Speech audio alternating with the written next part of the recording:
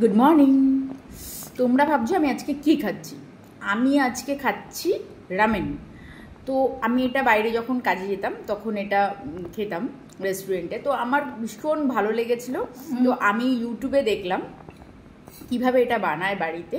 তো আমি সব দিলাম, এর মধ্যে চিকেন আছে, এর মধ্যে তোফু আছে, এর মধ্যে মাশরুম আছে, ক্যারেট আছে, আর রামেন নুডলস আছে, এগ আছে। এগুলো দিয়ে আমি অনিয়ন আছে অবভিয়াস, তো জিঞ্জার গার্লিকও দিয়েছি। তো আমি এটা কিভাবে বানাই রেসিপিটা আমি তুলতেই ভুলে গেছি।